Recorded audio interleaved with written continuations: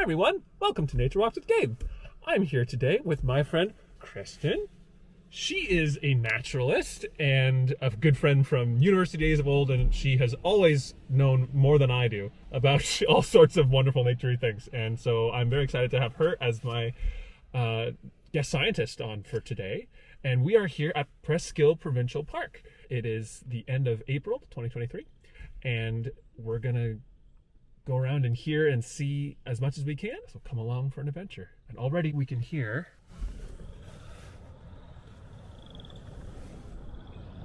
So out here we have the Presqu'ile Pannes. So this is a globally significant habitat, and it might just look like a wet field, but it's wet in the spring and it dries up by the summer. And so this habitat is full of frogs.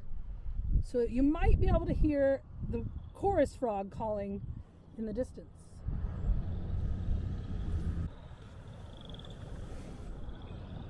I don't know that I've ever heard them before. I think I know this sound from A, university, and B, playing Sim Park.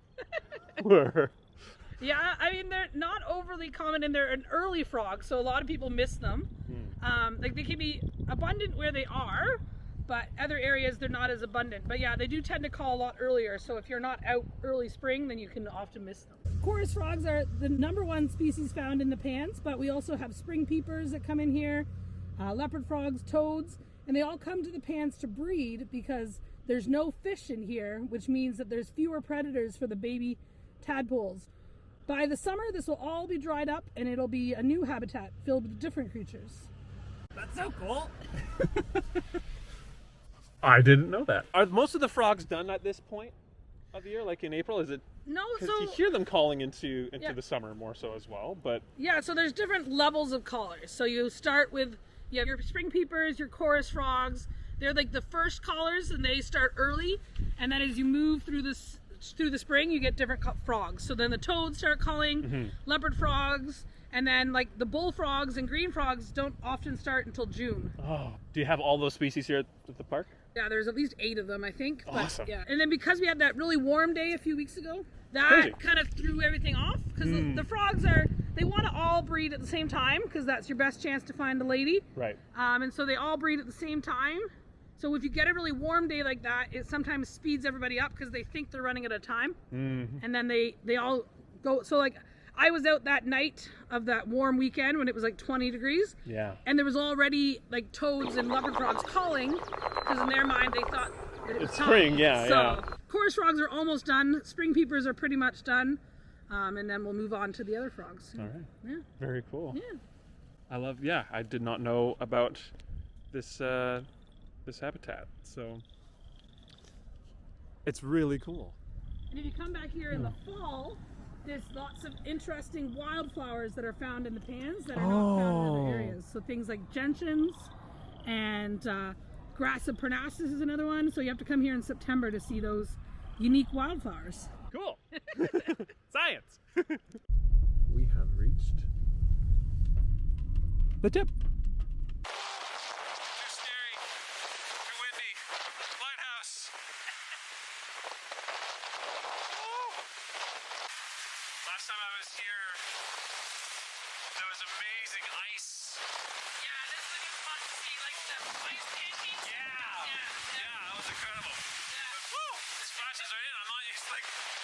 Here. I wasn't thinking about how, of course, that means that the water comes all the way up here in the spring and summer. There are a bunch of birds we just saw, but I don't see any at the moment. Oh, there's somebody. Yeah, we got some long-tailed ducks up there. They're breeding fluid. They will be leaving soon, but they've been here since October. They spend the whole winter out here on the lake.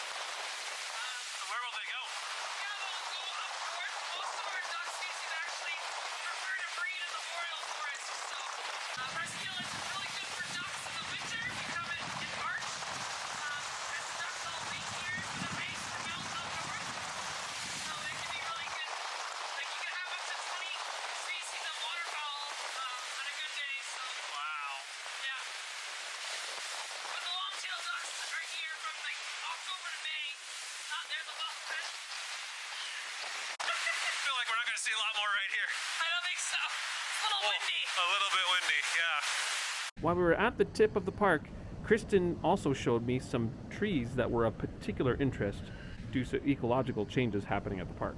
So all of these ash trees are going to die from emerald ash borer. So right now in Presqu'ile is just getting hit with it. And so no. we're just at the beginning. This part's not too bad right now, but further into the park you can see all the death and destruction from the ash borers. They kill all the trees and then the trees fall down. So What? And we don't have any mitigation at this point for them. yeah, so like they're working on a biocontrol. Scientists are working on a biocontrol, which is a type of wasp that targets them, but it won't be fast enough to save us down here. Most of southern Ontario has already been hit. Yeah. But because Presqu'ile sticks out into the lake, it was a little delayed, I guess you'd say. So now we're just experiencing it now. That's so sad. All trees are a huge benefit to life on our planet, especially to us humans. Whether through oxygen production, preventing erosion, removing pollutants, reducing carbon emissions, environmental cooling, the list goes on and on. Trees are an incredible gift to us, and losing them in large numbers is a tragedy. Ash trees specifically provide excellent wood for human use, in addition to the immense role they play in deciduous forest habitats across the whole northern hemisphere. Sadly, ash populations across North America have been devastated by the invasive emerald ash borer. It's a kind of beetle, originally from Eastern Asia, whose larval form eats through the living tissue just under the bark of ash trees, severely weakening and consistently killing them. The Canadian Invasive Species Centre reports that 99% of ash trees in the range of these beetles are killed by them. Emerald ash borers were first found in North America and Michigan in 2002 and have already spread across a huge portion of the continent. I asked Kristen about how these little insects could spread so far so quickly. And the reason why it spread so quickly was people moving firewood around. The larvae are underneath the bark, so say you cut down your ash tree in your backyard and then you were like, oh, we got free firewood now. And you take that somewhere else, you know, if you don't burn that firewood right away, now those little larvae that were in there, like, there's a possibility they might grow up and, you know, colonize a new area, right? So that's one of the reasons why they always, tell you when you're going somewhere, like, you should buy your firewood local. You could be bringing in not just emerald ash borer, there's other insect pests that you can bring that way too. And so that doesn't help the situation. So it's an ash tree because of the way it is. So like the bark, like some people say that it's like canoe shaped, which I don't really get. But like it is like it just. It's got the furrows though. Yeah, it's like furrowed like that, and so here you can see evidence of woodpeckers checking for bugs. You can see where the woodpeckers have been chipping away. So this tree might not be infected yet, or it's in the early stages of infection. It's definitely got some action going on here, so maybe it's probably in the early stages of ash borer, most likely. This ash tree is an important reminder that for all we have learned and accomplished, there is so much about nature we have yet to understand and is still out of our control. As we continued through the park, we were lucky enough to stumble upon some of its largest residents. Look at you guys. Yeah, so we got the mother, and it looks like 2 fawns from last year, probably, because they're still little compared to her. Can't believe how chill they are. Yeah, they're very used to people, which is not great, but... Hand-feeding deer is not recommended by basically any knowledgeable wildlife expert I've talked to. There are multiple reasons for this. Feeding deer increases the risk of disease transfer from us to them and them to us. It can really disrupt the animals' diets. Feeding deer makes them more comfortable around people, which also leaves them far more vulnerable to being hit by a car or to hunters. Also, as animals get more comfortable around people, they have a much greater capacity of injuring you unintentionally or even intentionally as they are trying to get food from you. All I have to say, please don't hand feed deer. And now our very first ever Nature Walks with Gabe Ephemeral Extravaganza! And now Kristen talks about spring ephemerals. Kristen, what does ephemeral mean? So ephemeral is kind of means because they're temporary. So spring ephemerals are wildflowers that come out temporarily in the spring, and then once the trees leaf out, they kind of die back and they're not as visible. So this plant is, I guess, not a true spring ephemeral because it is around all year round, but it is one of the early plants that is out. So it's a cool one to look at. All right, let's take a look. So here we have Mayapples. So they get the name Mayapple because later in the season they will have apple-like fruit.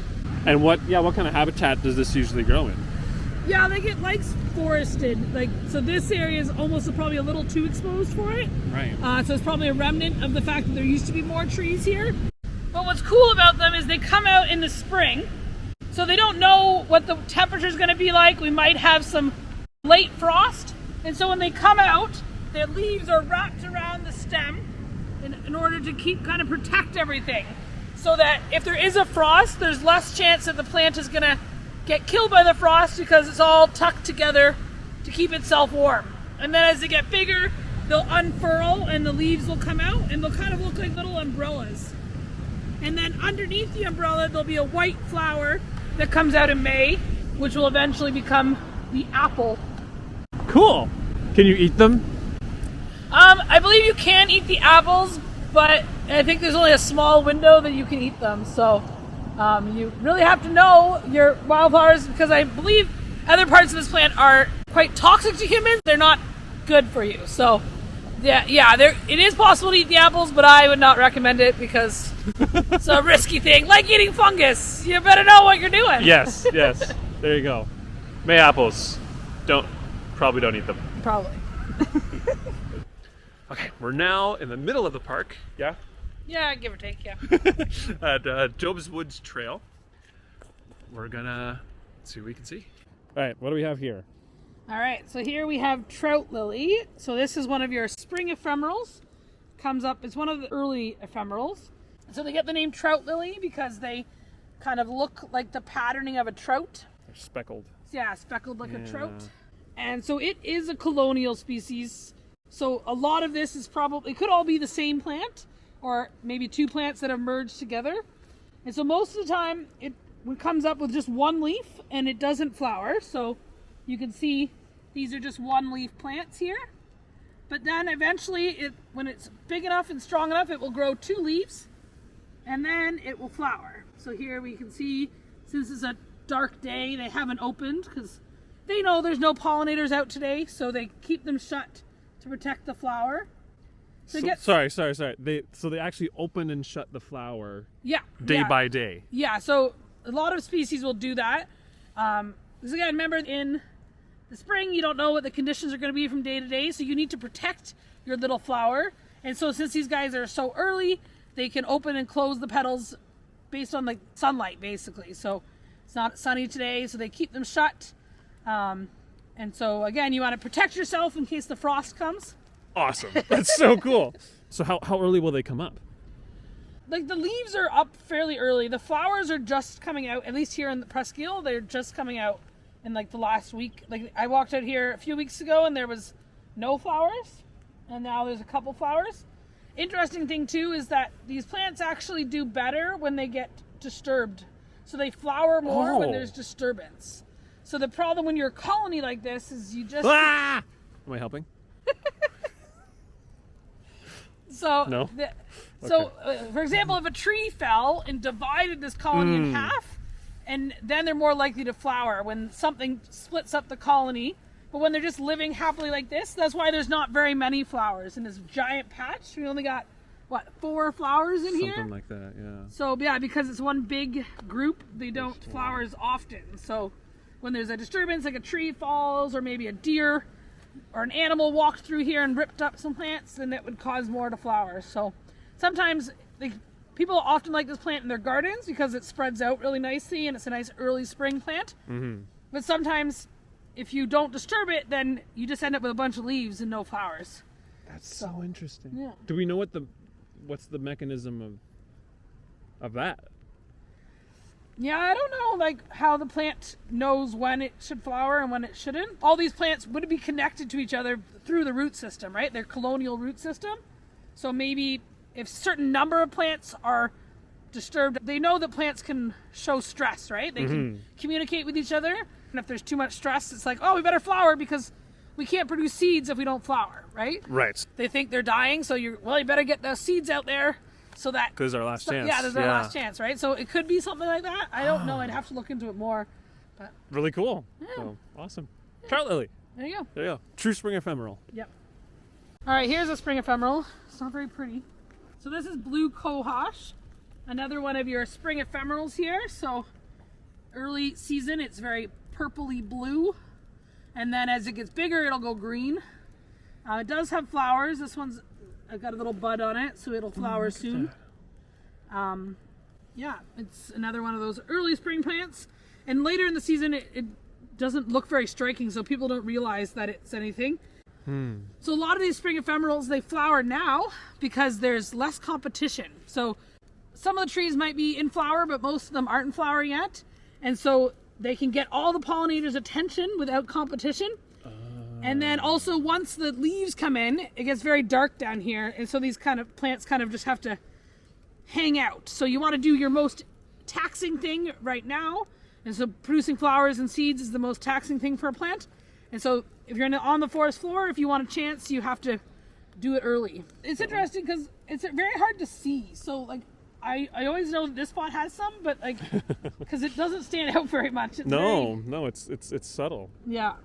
I didn't know about this one. Yeah, This is a new one for me. Yeah. Blue Cohosh. All right, so we What have you got? another spring ephemeral here.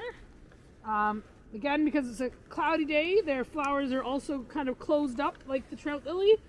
So these are Hepatica. They have these cool leaves that are very unique shape. So it kind of like helps you recognize it. Although when they first come up, the leaves aren't always very obvious. But Now this is one my mom taught me about when I was a kid, and she told me just like the lobes of the liver, there's 3 lobes in our livers, and that's why there's 3 leaves on the plant.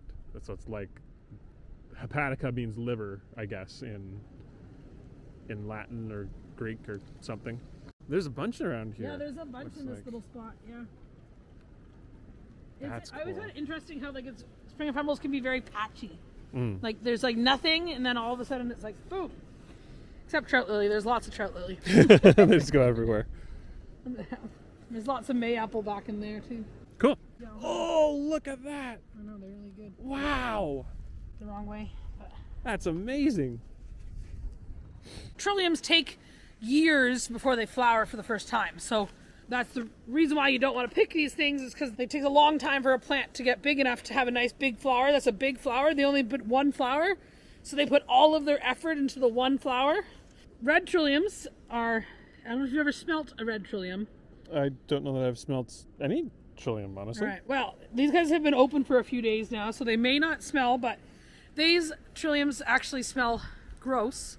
They have a kind of a rotting smell to them. What? And that's because they are looking to get flies to pollinate them.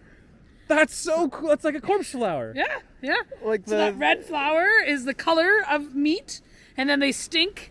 Like when it's been freshly comes out, it probably smells worse. I smelled it the other day, and I was like, well, it smells, but yeah. Kind of a mini version of a corpse flower. So that's why they bend downwards as well, because they're not looking to attract bees. So they're using scent. So you don't need to put your flowers up. You can just leave them like that, and then the flies will find you because they can follow the scent. That is amazing. I did not know that. An additional interesting fact about red trilliums is that they're also called stinking Benjamins. So this is something that's in my head too. I mean, when I think ephemeral, I think typically I've actually thought annual, but that's not necessarily the case. Yeah, no, they actually take a few years. Like these are really big trilliums. Well, yeah, They're I've never probably- seen, yeah. like the leaves on these ones are huge. Like Yeah. these ones, that's more typical of what I've seen And before. then over here, there's some little ones. Oh, sure, yeah, And yeah. so these ones obviously are fresh. Like when this tree fell over, it probably brought up these seeds may have been in the ground for a long time. Tree fell over, and now the seeds they're like, oh, sunlight. Yeah, so these trilliums here are probably pretty old, those big ones. Mm. Yeah, so they come back year after year as long as conditions are right. So the flowers are useful to produce more trilliums, but what they really need is their leaves to get enough sunlight right now so they can concentrate all those sugars and they can store them down in their roots so that they can get through till next year. Right. I always think this part is interesting here because all these trees have fallen down, and you know, you might be like, oh, well, like now it's sad the trees have fallen down, but it's disturbed the soil, and now you have all these little trilliums that have come up because there's Oh yeah, there's a bunch all around. And also, the other good thing about trees falling down, so our friends the white-tailed deer, they love a good trillium. And so, actually here at Presqu'ile, the best place to find trilliums is in areas that are messy like this, because the deer can't eat the trilliums in the messiness. They struggle to They can't get crawl over all the Yeah. stuff. This is one of the best spots to find the red trillium. And I find at Presqu'ile anyways, the red trillium seems to be more abundant than the white trillium.